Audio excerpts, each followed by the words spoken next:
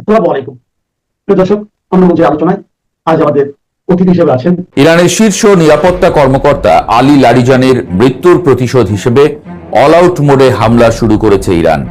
মধ্যপ্রাচ্যের জ্বালানি অবকাঠামো লক্ষ্য করে মুহুর্মুহু হামলা চালাচ্ছে তেহরান। ওদিকে ইসরায়েলে হামলে পড়েছে ভয়ঙ্কর ক্লাস্টার মিসাইল। ইসরায়েলে দুজন নিহতের পাশাপাশি ক্ষয়ক্ষতি হয়েছে ব্যাপক।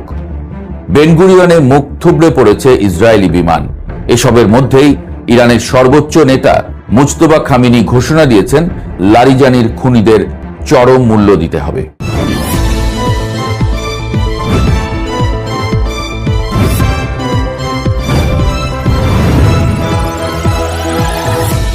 ইরান নতি স্বীকার করবে না একথা আগেই জানা গিয়েছিল। এই জেদ ধরে রাখতে গিয়ে একের পর এক শীর্ষ নেতাকেও হারিয়েছে দেশটি। তবে যুদ্ধের ময়দানে তার প্রভাব তেমন একটা পড়েনি বলেই মনে হচ্ছে। ডোনাল্ড ট্রাম্প সকালে দাবি করছেন ইরানের সব ধ্বংস করে দেওয়া হয়েছে, আর বিকেলেই ইসরায়েলের দিকে ছুটে যাচ্ছে ইরানের হাইপারসনিক মিসাইল। ভূমধ্য সাগরে জ্বলছে মার্কিন রণতরী, তবে ইরানও রেহাই পাচ্ছে না ধ্বংসযজ্ঞ থেকে। কূটনীতিক টেবিল যখন ব্যর্থ হয় তখন কথা বলে ব্যালিস্টিক মিসাইল। মধ্যপ্রাচ্যের বর্তমান চিত্র ঠিক এমনই। আলী লারিজানির মতো একজন ঝানু রাজনীতিক এবং জাতীয় নিরাপত্তা পর্ষদের প্রধানকে হারানো ইরানের জন্য কেবল একটি মৃত্যু নয়, এটি ছিল তাদের রাষ্ট্রীয় কাঠামোর উপর সরাসরি আঘাত। একই রাতে ইসরায়েল ইসলামী বিপ্লবী গার্ড বাহিনীর অধীন বাসিজ আধা সামরিক বাহিনীর প্রধান গোলাম রেজা সোলাইমানিকেও হত্যা করেছে। এরপর তেহরানে গোয়েন্দা মন্ত্রী ইসমাইল খতিবকেও লক্ষ্য করে হামলা চালানো হয়। এই ধারাবাহিক গুপ্ত হত্যা এবং সামরিক আঘাতের পর ইরান এবার আর কেবল ফাঁকা হুমকির মধ্যে সীমাবদ্ধ নেই। তারা সরাসরি শত্রু শিবিরের মেরুদণ্ড ভেঙে দেওয়ার অল আউট বা সর্বাত্মক নীতি গ্রহণ করেছে বলে জানা যাচ্ছে। খবর এসেছে সংঘাত যখন চরমে, তখন যুক্তরাষ্ট্রের পক্ষ থেকে ইরানের কাছে একটি যুদ্ধবিরতির প্রস্তাব পাঠানো হয়েছিল, কিন্তু সর্বোচ্চ নেতা মুজতবা খামেনি তা বিন্দুমাত্র বিবেচনা না করেই সরাসরি প্রত্যাখ্যান করেছেন। লারিজানির শূন্যস্থানে এখন ইরানের জাতীয় নিরাপত্তা প্রধান হিসেবে সাইদ জালিলির নাম চূড়ান্ত হওয়ার পথে। জালিলি চরম পশ্চিমা বিরোধী হিসেবে পরিচিত এবং আগে ইরানের প্রধান পরমাণু আলোচনাকারী ছিলেন।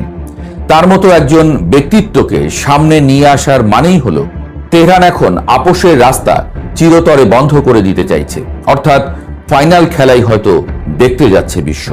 যুদ্ধের ময়দানে ইরানের এই সর্বাত্মক হামলার প্রথম ও প্রধান লক্ষ্যবস্তু হয়ে দাঁড়িয়েছে মধ্যপ্রাচ্যের জ্বালানি অবকাঠামো। তেহরানের রণকৌশল অত্যন্ত পরিষ্কার। যদি ইরানের গ্যাস এবং জ্বালানি অবকাঠামোতে হামলা চালানো হয়, তবে তা পুরো উপসাগরীয় অঞ্চলের জ্বালানি সরবরাহ ব্যবস্থা তারা লণ্ডভণ্ড করে দেবে। গত কয়েকদিনে এর ভয়াবহ বাস্তবায়ন দেখেছে বিশ্ব।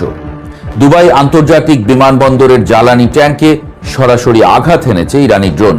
সংযুক্ত আরব আমিরাতের উপকূলে তেলের ট্যাঙ্কারে ভয়াবহ হামলা হয়েছে। সৌদি আরবের পূর্বাঞ্চলে মাত্র 1.5 ঘন্টার ব্যবধানে ধেয়ে গেছে 37টি কামিকাজে ড্রোন। কাতার, বাহরাইন ও আবুধাবির মতো পশ্চিমা মিত্রদের সুরক্ষিত জায়গাগুলোতেও ক্ষেপণাস্ত্রের ধ্বংসাবশেষ পড়ে অগ্নিকাণ্ডের ঘটনা ঘটেছে। আবুধাবিতে এক পাকিস্তানি নাগরিক নিহত হয়েছেন। ইরান খুব ভালো করেই জানে যুক্তরাষ্ট্র এবং ইউরোপের অর্থনীতির দুর্বল নার্ভ কোনটি।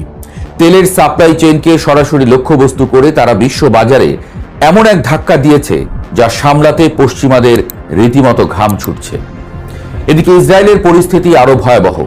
এতদিন আয়রন ডোম বা অ্যারো সিস্টেম দিয়ে ইরানকে ঠেকিয়ে রাখার যে প্রযুক্তিগত দম্ভ তেল আবিব দেখিয়ে আসছিল, তা কয়েক দিনের হামলায় আক্ষরিক অর্থেই মুখ থুবড়ে পড়েছে।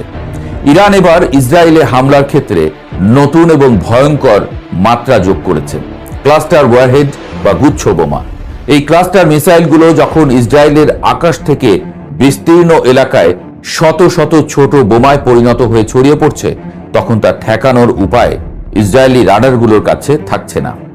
তেল আবিবের ট্রেন স্টেশনে সরাসরি আঘাত এনেছে এই মিসাইল। বেনগুরিয়ন বিমানবন্দরের রানওয়েতে ইরানের মিসাইল আঘাত হানার পর সেখানকার বিমান চলাচল সম্পূর্ণ বন্ধ। এর পাশাপাশি শব্দের চেয়ে 13 গুণ বেশি গতির হাইপারসনিক মিসাইল দিয়েও ইসরায়েলি লক্ষ্যবস্তু গুড়িয়ে দিচ্ছে আইআরজিসি। ইসরায়েলি গণমাধ্যম বলছে যুদ্ধ শুরুর পর থেকে এ পর্যন্ত 3369 জন ইসরায়েলি আহত হয়েছেন। যার মধ্যে গত 24 ঘন্টায় আহত হয়েছেন 142 জন। সবচেয়ে চমকপ্রদ এবং একই সঙ্গে পশ্চিমাদের জন্য হতাশাজনক ব্যাপার হল মার্কিন যুক্তরাষ্ট্রের সামরিক ক্ষয়ক্ষতি। মার্কিন প্রেসিডেন্ট ডোনাল্ড ট্রাম্প যখন সংবাদ মাধ্যমে দম্ভ ভরে দাবি করছেন যে তিনি ইরানের অবশিষ্টাংশ শেষ করে দেবেন এবং ইরানের ক্ষেপণাস্ত্র উৎক্ষেপণের সামর্থ্য 90% ধ্বংস হয়ে গেছে, ঠিক তখনই ভূমধ্যসাগরে মার্কিন বিমানবাহী রণতরী জেরাল্ড আর ফোর্ডে টানা 30 ঘন্টা ধরে আগুন জ্বলার খবর ফাঁস হয়েছে। ধোঁয়ায় শ্বাসরুদ্ধ হয়ে রণতরীর বেশ কয়েকজন এলিট সেনা অসুস্থ হয়ে পড়েছেন। এখানেই শেষ নয়, ইরাকে বাগদাদের মার্কিন দূতাবাসে বড় ধরনের ড্রোন ও রকেট হামলা হয়েছে। ইরান যুদ্ধে এ পর্যন্ত 13 জন মার্কিন সেনা নিহত এবং অন্তত 200 জন আহত হয়েছেন বলে খবর বেরিয়েছে। ইরান প্রকাশ্যে হুঁশিয়ারি দিয়েছে মধ্যপ্রাচ্যে মার্কিন রণতরীকে বা মার্কিন বাহিনীকে যারা সহায়তা করবে তাদের প্রত্যেকটি কেন্দ্র ইরানের বৈধ লক্ষ্যবস্তুতে পরিণত হবে। এই চরম মুহূর্তে এসে ট্রাম্প প্রশাসন আন্তর্জাতিক অঙ্গনেও কিছুটা একঘরে হয়ে পড়েছে। ট্রাম্প আশা করেছিলেন যুক্তরাজ্য, ফ্রান্স বা জার্মানি ন্যাটোর দোহাই দিয়ে তাকে এই যুদ্ধে সরাসরি সামরিক সহায়তা দেবে, কিন্তু পশ্চিমা মিত্ররা এবার পিছটান দিয়েছে। ব্রিটিশ প্রধানমন্ত্রী কিয়ার স্টারমার পরিষ্কার জানিয়ে দিয়েছেন মধ্যপ্রাচ্যের এই বিস্তৃত যুদ্ধে যুক্তরাজ্য কোনোভাবে জড়াবে না। জার্মানিও ট্রাম্পের ডাকে সরাসরি না বলে দিয়েছে। ফরাসি প্রেসিডেন্ট ইমানুয়েল ম্যাক্রো উল্টো সতর্ক করে বলেছেন এই অনিয়ন্ত্রিত উত্তেজনা পুরো অঞ্চলকে বিশৃঙ্খলার দিকে ঠেলে দিচ্ছে। মিত্র ব্রিটেনের এমন নির্লিপ্ত ভূমিকায় ট্রাম্প ক্ষুব্ধ এবং বিস্মিত হয়েছেন, কিন্তু তাতে যুদ্ধক্ষেত্রে কোনো পরিবর্তন আসছে না। আন্তর্জাতিক মেরুকরণে ইরানের পাল্লা ভারী করছে রাশিয়া। মস্কো আনুষ্ঠানিকভাবে আলী লাডিজানি হত্যার তীব্র নিন্দা জানিয়েছে। ক্রেমলিন এই হত্যাকাণ্ডকে আন্তর্জাতিক আইনের চরম লঙ্ঘন হিসেবে বর্ণনা করেছে। রাশিয়ার এই প্রকাশ্য কূটনৈতিক সমর্থন ইরানকে মানসিকভাবে অনেকটা চাঙ্গা করেছে। পর্দার আড়ালে রাশিয়া ইরানকে গোয়েন্দা তথ্য বা রাডার জ্যামিং প্রযুক্তি দিয়ে সহায়তা করছে কিনা তা নিয়ে পেন্টাগনের ঘুম হারাম হওয়ার জোগাড়। পুরো মধ্যপ্রাচ্য এখন বারুদের স্তূপে পরিণত হয়েছে। ইসরায়েল ভাবছে সামরিক শ্রেষ্ঠত্ব দিয়ে তারা ইরানকে পিষে ফেলবে, আর ইরান ক্লাস্টার এবং হাইপারসনিক মিসাইলের বৃষ্টি ঝরিয়ে প্রমাণ করছে তারা ইসরায়েলকে যে কোনো মুহূর্তে অচল করে দিতে পারে। এই দুই শক্তির সরাসরি সংঘাতে পিষ্ট হচ্ছে সাধারণ মানুষ। লেবানন সীমান্ত দিয়ে হিজবুল্লাহ ইসরায়েলি সেনাদের উপর রকেট হামলা বহুগুণ বাড়িয়েছে। অন্যদিকে জাতিসংঘে বিশ্ব খাদ্য কর্মসূচি এক ভয়াবহ সতর্কতা জারি করে বলেছে এই যুদ্ধের কারণে আগামী জুনের মধ্যে মধ্যপ্রাচ্যের 4.5 কোটি মানুষ তীব্র ক্ষুধার ঝুঁকিতে পড়তে যাচ্ছে। আলী লারিজানি বা সোলাইমানির হত্যাকাণ্ড কোনো সাধারণ অপারেশন ছিল না, এটি ছিল যেন একটি সুপ্ত আগ্নেয়গিরির মুখে বিস্ফোরণ ঘটানো।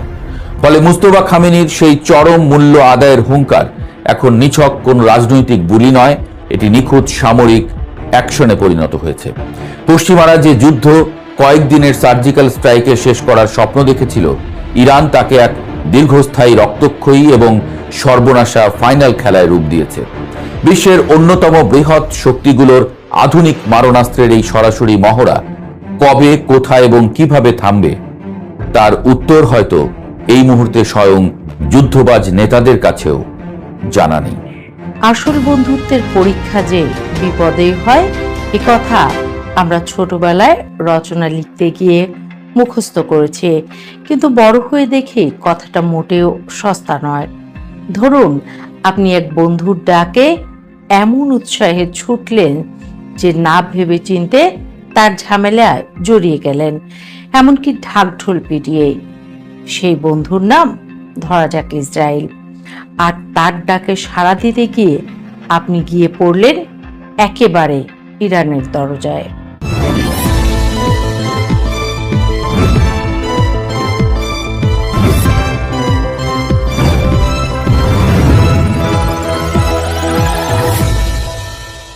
শুরুতে ব্যাপারটা বেশ রোমাঞ্চকরই লাগে, যেন দুঃসাহসিক অভিযান। মনে হয় এই তো দুদিনে মিটিয়ে দিয়ে আসি তাদের ঝামেলা কানা।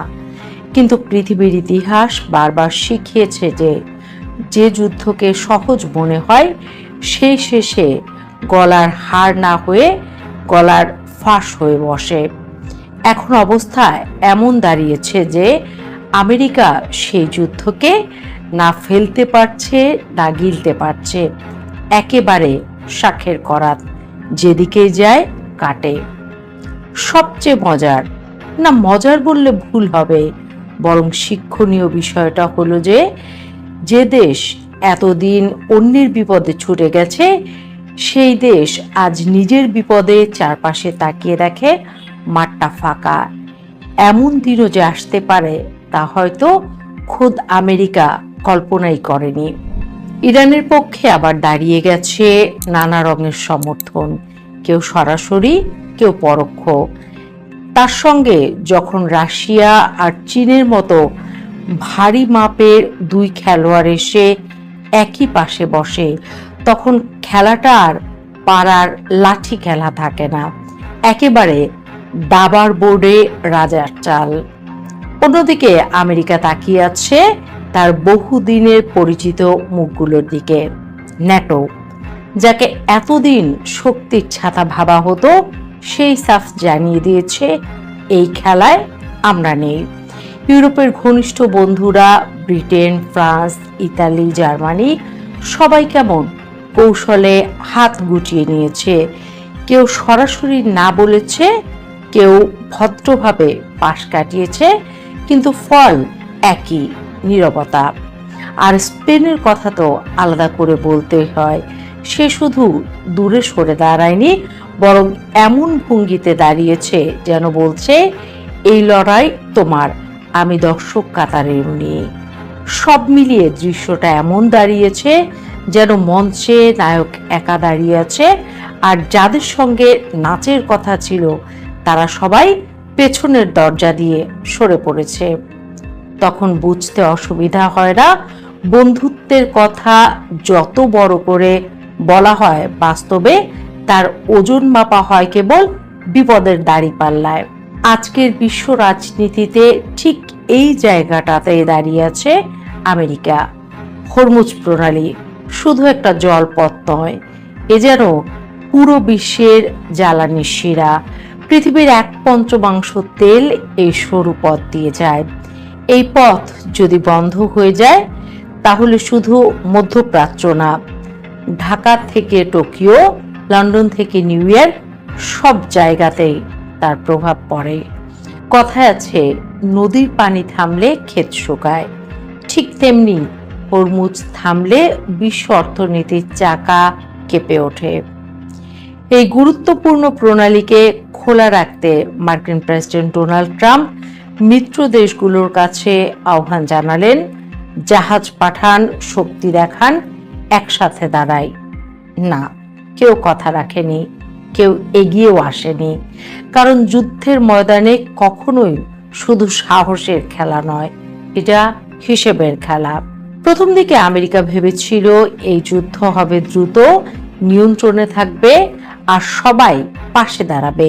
কিন্তু বাস্তবতা হলো, যুদ্ধ যত দীর্ঘ হয়েছে ততই চোরাবালিতে ডুবে যাচ্ছে। ধীরে ধীরে এটা এমন এক ফাঁদে পরিণত হয়েছে যেখান থেকে বের হওয়া কঠিন, আবার ভেতরে থাকা বিপজ্জনক। ট্রাম্প যখন বললেন চীন, ফ্রান্স, জার্মানি, দক্ষিণ কোরিয়া, যুক্তরাজ্য সবাই যেন হরমুজে জাহাজ পাঠায়, তখন মনে হয়েছিল একটা বড় আন্তর্জাতিক জোট তৈরি হতে যাচ্ছে। কিন্তু দিন শেষে দেখা গেল সবাই গা বাঁচিয়ে চলছে।